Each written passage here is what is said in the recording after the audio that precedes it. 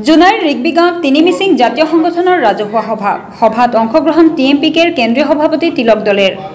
আগন্তুক 31 আগষ্ট তাৰিখে জনাই উচ্চতৰ মাধ্যমিক বিদ্যালয়ৰ খেলপথাৰত অনুষ্ঠিত হ'বলগীয়া বাতাক সমাৰোহক লৈ তীব্ৰগতিত কাম-কাজ চলাই থকাৰ সমান্তৰালকৈ জোনাইৰ মুৰকংচিলেক ব্লকৰ 15খন গাঁও পঞ্চায়তৰ অন্তৰ্গত প্ৰতিটো বাতাক কেবাঙত অনুষ্ঠিত কৰা হৈছে ৰাজহুৱা সভা।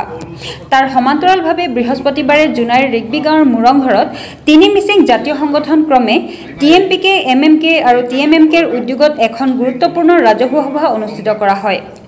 সভাত TMPKৰ কেন্দ্ৰীয় সভাপতি তিলক দলে অংশগ্ৰহণ কৰি 31 আগষ্ট তাৰিখে অনুষ্ঠিত হ'বলগীয়া বাতাক সমাৰোহত সকলো ৰাজ্যৰ পৰা সহায় সহযোগিতা কামনা কৰে।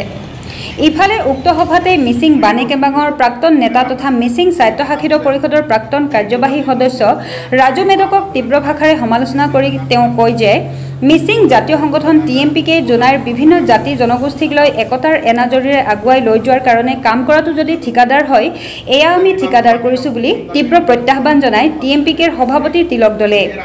সভাত মিচিং স্বায়ত্তশাসিত পৰিষদৰ কাৰ্যবাহী সদস্য নৰেশ কুম্বাং, TMPK, MMK, TMMKৰ লগতে ৰিগবিগাঁৱৰ শতাধিক ৰাইজ উপস্থিত থাকে।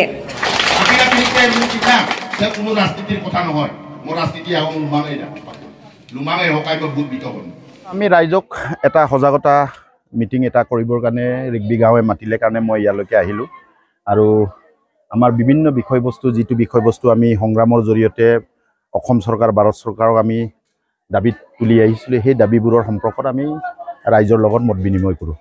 ৰাজু মেদকে কৈছে। ৰাজু মেদকক মই সুধিব বিচাৰোঁ আপোনালোকৰ জৰিয়তে যদি TMPK বিভিন্ন জাতি জনগোষ্ঠীক একতাৰে আগুৱাই যোৱাৰ কাৰণে জোনাইত আমি কাম কাজ কৰি আছোঁ সেইটো যদি ঠিকাদাৰ বুলি ভাবিছে তেতিয়াহ'লে এইটো ঠিকাদাৰ কৰিছোঁ আমি TMPK। বিভিন্ন জাতি জনগোষ্ঠীৰ অধিকাৰৰ কথা আমি ইয়াত থকা গোৰ্খা হওক, কোচ ৰাজবংশী ইয়াত থকা বড়ো জাতিয়ে হওক, অন্যান্য জাতি জনগোষ্ঠীক একতাৰে আগুৱাই যোৱাৰ পৰিকল্পনা TMPKৰ আছে।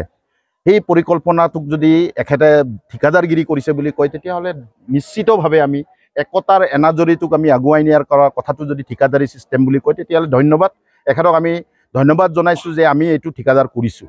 জোনাইবাসী ৰাইজৰ মিচিং মানুহে নহয় অন্যান্য জাতি জনগোষ্ঠী ইয়াত থকা খিলঞ্জীয়া ভূমিপুত্ৰসকলে এখেতসকলৰ মাটিৰ অধিকাৰ পাব লাগে, যাৰ জৰিয়তে এখেতসকলৰ নিজৰ অস্তিত্ব আৰু মাটিৰ অধিকাৰ পাবলৈ কাৰণে আমি যদি আজি কৈছোঁ বিভিন্ন জাতি জনগোষ্ঠী অকল মিচিং মানুহ নহয় ইয়াত থকা বিভিন্ন জাতি জনগোষ্ঠী ভূমিপুত্ৰসকলে ইয়াত থকা খিলঞ্জীয়া ভূমিপুত্ৰসকলে মাটিৰ অধিকাৰ পাব লাগে বুলি কোৱা গভৰ্ণমেণ্টক যিটো দাবী আমি তুলি আহিছোঁ মিছন বসুন্ধৰা, যাৰ দাবীৰ ফলত মিছন বসুন্ধৰা 1 আৰু 2ৰ জৰিয়তে আজি ইয়াতে মাটিৰ আবণ্টন পাই মেলি এখেতসকলে আজি এই ম্যাদী পাট্টা পাইছে। সেইটোক যদি ঠিকাদাৰী কৰা বুলি কৈছে তেতিয়াহ'লে ধন্যবাদ, এইটোক আমি ঠিকাদাৰ কৰিছোঁ।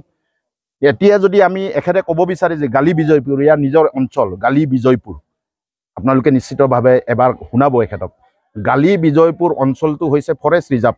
সেই ফৰেষ্ট ৰিজাৰ্ভটোত থকা আমাৰ মিচিং মানুহে নহয় অন্যান্য জাতি জনগোষ্ঠী তাত বসবাস কৰি আছে। সেই বসবাস কৰি থকা মিচিং আৰু অন্যান্য জাতি জনগোষ্ঠী মাটিৰ অধিকাৰ পাব লাগে বুলি য'ত আমাৰ আইনীভাৱে কোৱা আছে, সংবিধানত কোৱা আছে যে তাত থকা খিলঞ্জীয়া মানুহে তাত পাট্টা পাব লাগে, তাক আমি যদি চৰকাৰক দাবী তুলি সেই মানুহবোৰক যদি আজিৰ দিনত ম্যাদী পাট্টা দিয়াৰ ব্যৱস্থা কৰাটো যদি এখেতে ক'ব বিচাৰিছে ঠিকাদাৰ বুলি নিশ্চিতভাৱে আমি ঠিকাদাৰ কৰিছোঁ।